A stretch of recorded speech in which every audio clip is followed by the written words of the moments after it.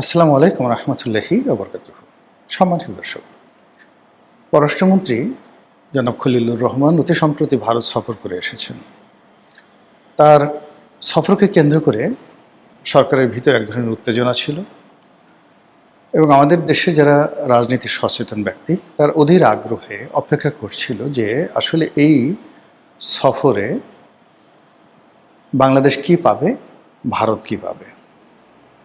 ভারতের সঙ্গে বাংলাদেশের যে সম্পর্কে টানাপোড়েন চলছিল শেখ হাসিনার পতনের পর, সেটির কোনো দফারফা হবে কিনা এবং এই সফরের মাধ্যমে ভারত বাংলাদেশের সঙ্গে আসলে কি সম্পর্ক স্থাপন করতে চায়, শেখ হাসিনার ভবিষ্যৎ কি, আওয়ামী লীগের ভবিষ্যৎ কি, সেই বিষয়গুলো নিয়ে যারা উদ্বিগ্ন ছিলেন তারা রীতিমতো হতাশ হয়েছেন। এর কারণ হলো যে সফরটি হয়েছে সেই সফরটি একেবারে গতানুগতিক। এটিকে আমরা অনেকটা স্যাটায়ার করে বলতে পারি আনাকুম জানাকুম। তার যাওয়ার দরকার ছিল, তিনি গিয়েছেন, আর তার সফর শেষ করে বাংলাদেশে আসার দরকার ছিল, তিনি এসে গেছেন। এর বাইরে কিছু বোগাস কথাবার্তা শুনতে পাচ্ছি। এই সফরে যারা সঙ্গী ছিলেন তাদের মধ্যে কেউ কেউ বলেছেন যে শেখ হাসিনার অপাঙ্ক্তেয়, এটা নিয়ে আলোচনা করার মতো কিছু নেই। নো মোর শেখ হাসিনা, বাংলাদেশের রাজনীতিতে শেখ হাসিনার কোনো গ্রহণযোগ্যতা, কার্যকারিতা কোনো কিছুই নেই, এটা কেউ কেউ বলার চেষ্টা করছেন।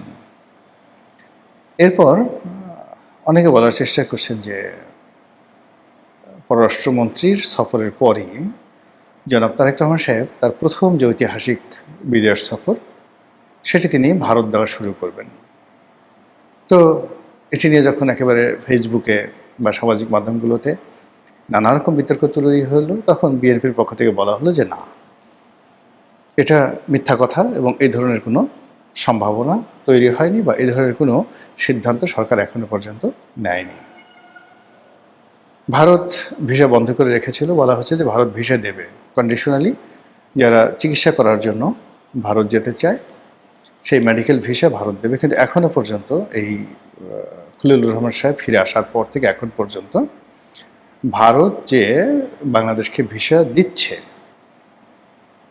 এটা ব্যাপকভাবে লক্ষ্য করা যাচ্ছে না। যাদের খুব ভালো চ্যানেল আছে, সম্পর্ক আছে, ভারতীয় দূতাবাসের সাথে সম্পর্ক আছে, তারা অনেকে যাচ্ছেন চিকিৎসা করার জন্য। আর বেশিরভাগ মানুষ যারা ফ্রিকুয়েন্টলি ভারত ট্রাভেল করতেন তারা অনেকে যাচ্ছে না। আওয়ামী লীগের লোকও যাচ্ছে না, বিএনপির লোকও যাচ্ছে না। এর কারণ হলো কলকাতা, দিল্লি, আগ্রা, তারপর কাশ্মীর, এরপরে আজমির, এ সকল এলাকায় এখন বাঙালিরা, আওয়ামী লীগের লোকজন গিজ করছে। তো ধরুন কোনো একজন লোক তার নিতান্ত প্রয়োজনে সে কলকাতায় গেল, বা ধরেন আমি গেলাম, আমার কলকাতা যাওয়াটাই খুব প্রয়োজন। দীর্ঘদিন ধরে আমি 2018 সন থেকেই আসলে চিন্তা করছি আমি একবার একটু কলকাতাতে যাব, কিন্তু যাওয়া হয়নি। আগের আমলে যাওয়া হয়নি যে এয়ারপোর্টে গেলে শেখ হাসিনার লোকজন বাধা দিতে পারে, এয়ারপোর্ট থেকে ফেরত দিতে পারে। তো তখন সবাই লোকজন মনে করবে যে গোলাম মোল্লা রনির আসলে কোনো ক্ষমতা নেই, সরকারের সাথে তার সম্পর্ক অহিনুকূল সম্পর্ক, কাজেই তাকে একটা চাপ দিয়ে আসি, যাও। তো ওই ভয়ে আমি আসলে এয়ারপোর্টে 2018 সনের পরে একবার বোধহয় 16 বা 17 সনে উমরা করার জন্য দেশের বাড়ি গিয়েছিলাম। এরপরে আমি আসলে আর কখনো বাইরে যাইনি, এই এয়ারপোর্টে হেনস্থার ভয়ে।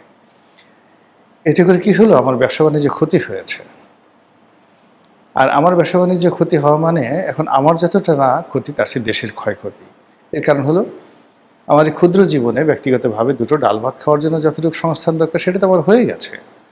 এখন আমি যা কিছু করব বা করতাম ব্যবসার জন্য, রাজনীতির জন্য, just two contribute the nation, ঠিক সেই জায়গাটা আপনি গিয়ে দেখুন এয়ারপোর্টে যে হেনস্থা হওয়ার ভয়, সেই ভয়ের কারণে আমার সেই ব্যবসা বাণিজ্য প্রত্যেকটা জিনিসই মাইনাসে চলে আসছে। 2 নম্বর হলো যে এখন যাচ্ছি না।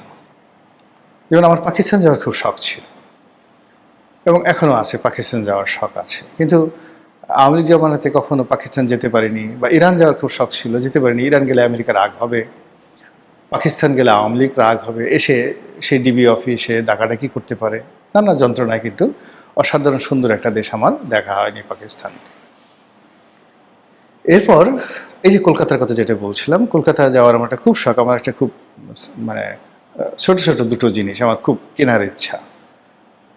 সেটা হলো বলি আপনাদেরকে, একটা ভালো কাশ্মীরি শাল। নিজের পছন্দ মতো, মানে এই আমাদের বাংলাদেশে যা পাওয়া যায়, ইন্টারনেটে যা পাওয়া যায়, এটা না, আমার পছন্দ মতো একেবারে ঘুরে ঘুরে ঘুরে ঘুরে একটা শাল কেনার আমার খুব ইচ্ছা। আমি কয়েকটা শাল কিনেছি, কিন্তু আমার ঠিক শেষ পর্যন্ত পছন্দ হয়নি। আরেকটা হলো আমার একটা ভালো লাঠি কেনার খুব ইচ্ছা। আগে দেখেন ওই যে একটা জমিদারি একটা লাঠি থাকে, ওরকম আমি তুরস্কে গিয়ে খুঁজেছি, মক্কাতে খুঁজেছি, তারপরে মিশরে তন্ন তন্ন করে খুঁজেছি। এখন আমার ইচ্ছা যে কলকাতাতে বিভিন্ন যে জায়গা আছে যেখানে ব্রিটিশ জমানার অনেক পুরনো লাঠি পাওয়া যায়। কোনোটা হয়তো হাতের দাঁতের তৈরি, কোনোটা হয়তো কোষ্ঠী পাথর দিয়ে তৈরি, কোনোটা হয়তো কোনো দামি কাঠ দিয়ে তৈরি, এরকম অ্যান্টিক একটা লাঠি হাতে সবসময় থাকবে, বয়স হয়ে গেছে, এরকম একটা কেনার খুব শখ। এখন দেখা একটা নিষ্পাপ, মানে আমার এই বয়সে এটা কোনো কস্টলি কোনো জিনিস নয়, কিন্তু এটা আমার খুব শখ, কিন্তু আমি যেতে পারছি না। কেন যেতে পারছি না? যাওয়ার সঙ্গে সঙ্গে আমার আওয়ামী লীগের অনেকের সাথে দেখা হবে, অনেকে ছবি তুলবে, অনেক কথাবার্তা হবে। এখন তাদের সাথে তো আমার দীর্ঘদিনের সম্পর্ক আওয়ামী লীগের সঙ্গে। তো আমার সঙ্গে যদি জাহাঙ্গীর কবির নানক সাহেবের দেখা হয়, তারপরে অন্যান্য যে সকল শীর্ষ নেতা সেখানে রয়েছেন, আসাদুজ্জামান খান কামালের দেখা হয়, সবাই বলে হায় হায় হায়, বাংলাদেশ থেকে গোলাম মোল্লা রনি গেছে এই কলকাতাতে আওয়ামী লীগের সঙ্গে চক্রান্ত করার জন্য। It's vary bad. এই ভয়ে আমি আর এখন সেখানে যেতে পারছি না। এরকম বহু মানুষ ইচ্ছা থাকা সত্ত্বেও যেতে পারছে না। এমনকি চিকিৎসা নেওয়ার ক্ষেত্রে আওয়ামী লীগের লোকজন এভাবে ভয় পাচ্ছে যে যদি হাসপাতালে গিয়ে কারোর সঙ্গে দেখা হয়ে যায়, তাহলে তো বাংলাদেশে আসলে মানে ডলা খেতে হবে, ইত্যাদি ইত্যাদি নানা কারণে। তো এই যে ভারতের সঙ্গে যে বাংলাদেশের আপনি গিয়ে ধরুন একটা সেন্সিটিভ সম্পর্ক, বা ওখানে আওয়ামী লীগের লোকজন আছে, সেই কারণে একটা সেন্সিটিভনেস তৈরি হয়ে গেছে এদেশের মানুষের মধ্যে। এটি দীর্ঘমেয়াদে আমাদের সবাইকে ক্ষতিগ্রস্ত করবে। সেই ক্ষতির থেকে রেহাই পাওয়ার জন্যে অনেকে আশা করেছিল যে খলিলুর রহমান সাহেবের ভারত সফরের মাধ্যমে ভারত বাংলাদেশ সম্পর্কের একটা সুরাহা হবে, বিএনপি আওয়ামী লীগের সম্পর্কে একটা সুরাহা হবে, রাজনীতিতে আওয়ামী লীগের ফিরে আসা, সেটা যে কোনো পর্যায়ে হোক, যে কোনোভাবে হোক, এটা সুন্দর একটা পরিবেশ তৈরি হবে। কিন্তু বাস্তবে আমরা গিয়ে দেখলাম যে ভারতের পক্ষ থেকে কোনো কথা বলা হয়নি। এখানে জনাব খলিলুর রহমান সাহেব গিয়েছেন, যদি তার সঙ্গে নরেন্দ্র মোদীর একটা দেখা হতো, ইভেন তার সঙ্গে যদি শেখ হাসিনার দেখা হতো, তার সঙ্গে অজিত দোভালের দেখা হতো, তার সঙ্গে অমিত শাহের দেখা হতো, ওখানকার যারা পলিটিক্যাল যে সকল সাউথ ব্লক রয়েছে, নর্থ ব্লক রয়েছে, তাদের সঙ্গে তার দেখা হতো, কিংবা নর্থ ইস্ট যে ব্লকের যে সকল নেতৃবৃন্দ রয়েছে, এমনকি মমতা ব্যানার্জির সঙ্গে যদি খলিলুর রহমান সাহেবের কথা হতো, তাহলে মনে হতো যে রাজনীতির ভারত এবং বাংলাদেশের যে সম্পর্কের যে বরফ, সেই বরফ গলছে। কিন্তু সেটা না করে তিনি যখন ভারত সফর করছিলেন, তখন বাংলাদেশের ডক্টর শিরীন শারমিন চৌধুরী তাকে গ্রেপ্তার করা হলো। তিনি যখন ভারত সফর করছিলেন, তখন আওয়ামী লীগ নিষিদ্ধ হয়ে গেল পার্লামেন্টে।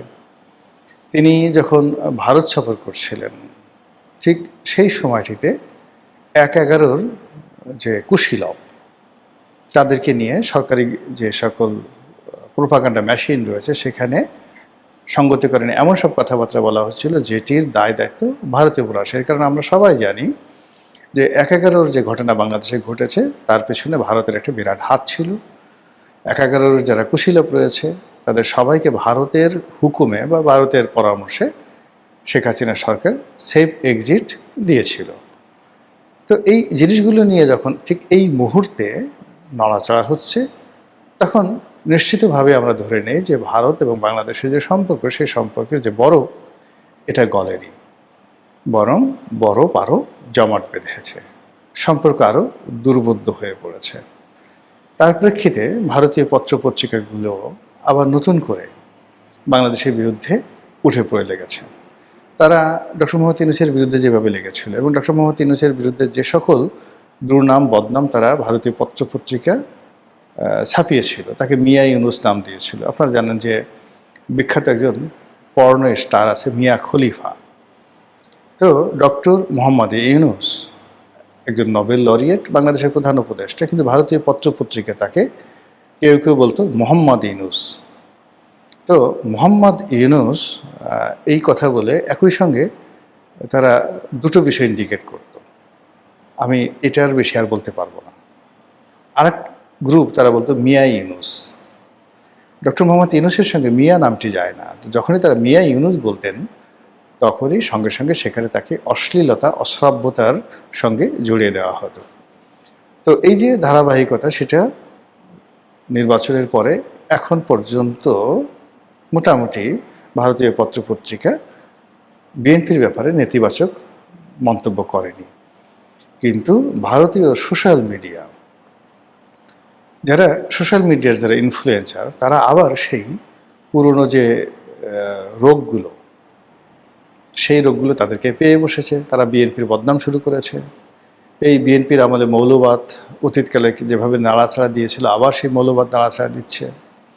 আবার মাজার ভাঙা হচ্ছে, আবার পীরদেরকে পুড়িয়ে মারা হচ্ছে। আবার নর্থ ইস্ট, যে ভারতের যে উত্তর পূর্বাঞ্চলে যে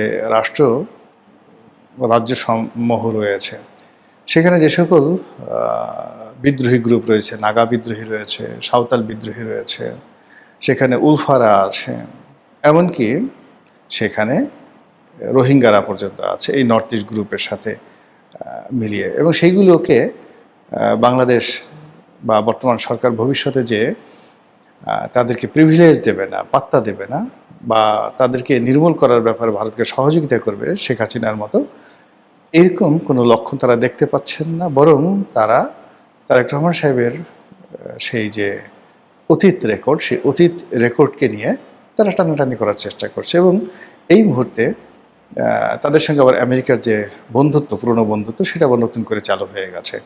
তো কাজেই ডোনাল্ড ট্রাম্প মধ্যে যেভাবে নরেন্দ্র মোদীকে বাদ দিয়ে বাংলাদেশের ব্যাপারে সরাসরি হস্তক্ষেপ তারা করছিলেন, সেটি সম্ভবত তারা এখন সেখান থেকে সরে যাচ্ছে। মধ্যপ্রাচ্যের যুদ্ধের কারণে রাশিয়ার সাথে কূটনৈতিক যে বিপর্যয়, তার কারণে এখন তারা চীনের বিকল্প হিসেবে এশিয়াতে ভারতকে তারা চাচ্ছে, খুব দরকার। এবং অন্যদিকে আবার পাকিস্তানের হাতকে তারা শক্তিশালী করছে। এই যে ইরান এবং আমেরিকার যে যুদ্ধ, সেই যুদ্ধে তারা দ্বিতীয়ালির যে ভার, এটা ইচ্ছে করে পাকিস্তানকে দিয়েছে, যেন পাকিস্তান রাষ্ট্রের যারা কর্ণধার তারা বিশ্ব নেতাতে পরিণত হতে পারেন। এমনকি যদি নওয়াজ শরীফ কিংবা অসীম মনির, এখন যিনি আছেন পাকিস্তানের যে সেনাপ্রধান ফিল্ড মার্শাল অসীম মনির, তিনি যদি আগামীতে নোবেল শান্তি পুরস্কার পেয়ে যান এই ইরান এবং আমেরিকা যুদ্ধ